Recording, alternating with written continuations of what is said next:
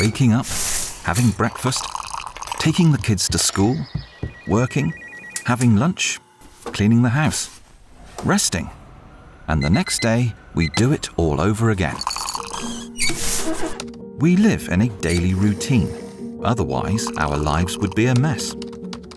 However, when it comes to routine, there is a danger that haunts the soul. Going to church, praying, singing, listening to the sermon. Therefore, I have fulfilled my role as a Christian. On the following Sunday, this happens all over again.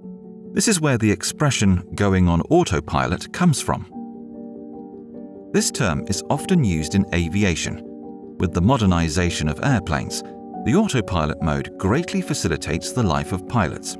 However, this is not always reliable. This is what happened with the Air France Flight 447. The journey was going well, but after 3 hours of flight, the airplane started to show signs of problems with its sensors, which disabled the autopilot mode.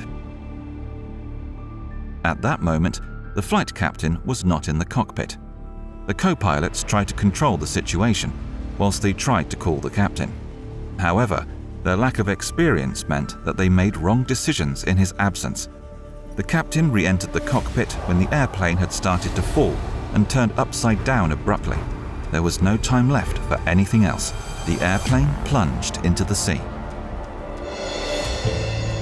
When we are used to doing the same thing over and over again, it is like we are activating our autopilot.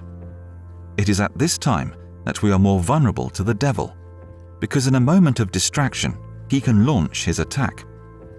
By the time we try to regain control, there is no time left.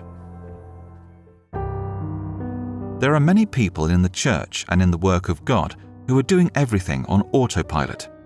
They know what to do and how to do it, but the pleasure they had at the beginning is non-existent. They believe they are still standing, but in fact they are falling like an airplane without a pilot.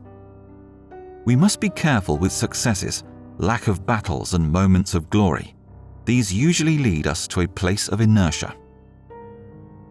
This is why the life of a Christian is made up of battles and tribulations, because these moments demand more of us. This is when we pray more, fast more, and seek the help of God more. Remember, a calm sea never made a skilled sailor.